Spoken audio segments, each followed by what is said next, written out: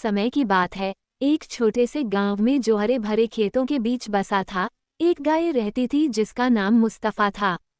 मुस्तफ़ा एक साधारण गाय थी। उसके शरीर पर नर्म भूरे रंग का बाल था और उसे हरे भरे खेतों में चरना पसंद था।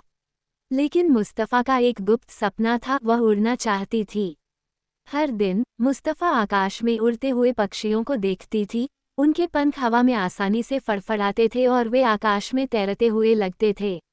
वह एक लंबी सांस लेती थी, उसके कान हवा में फड़फड़ाते थे और वह कल्पना करती थी कि वो उनके साथ उड़ रही है। एक दिन एक बुद्धिमान उल्लू जो पास के एक पेड़ पर बैठा था, मुस्तफ़ा को पुकारा। तुम उड़ने का सपना क्यों देखती हो, प्रिय गाय? उसने पूछा। मुस्तफ़ा ने अपने सपने के बारे में बताया और उल्लू ने ध्यान से सुना।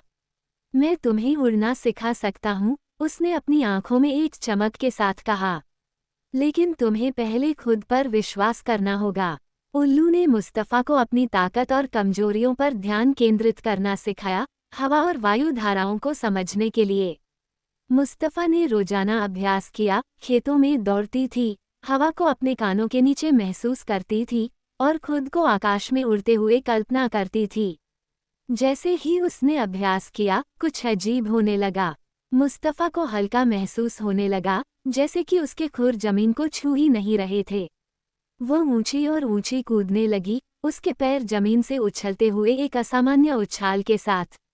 और फिर एक जादुई सुबह मुस्तफ़ा जमीन से उठ गई। उसके कान जंगली रूप से फड़फड़ाए और वह हवा में उठ गई, उसकी पूंछ उसके पीछे बहती हुई। वह उड़ रही थी। गांव के लोग आश्चर्यचकित होकर देखते रहे जब मुस्तफ़ा खेतों के ऊपर उड़ती हुई, उसकी आवाज़ घाटियों में गूंजती हुई। उस दिन से वह उड़ने वाली गाय के रूप में जानी जाने लगी और उसकी कहानी दूर दूर तक फैल गई। मुस्तफ़ा ने खेतों के ऊपर उड़कर खुशी और आश्चर्य फैलाया। उसने फंसे हुए पक्षियों को बचाया, गांव वालों को ताज़ा दूध पहुंचाया और यहाँ तक कि किसानों की मदद की, फसलों में कीटों और बीमारियों का पता लगाकर। इस कहानी का नैतिक ये है कि दृढ़ संकल्प, कड़ी मेहनत और थोड़ी सी जादूगरी के साथ असंभव सपने भी सच हो सकते हैं। मुस्तफ़ा की कहानी हमें खुद पर विश्वास करने और आकाश की ओर बढ़ने के लिए प्रेरित करती है।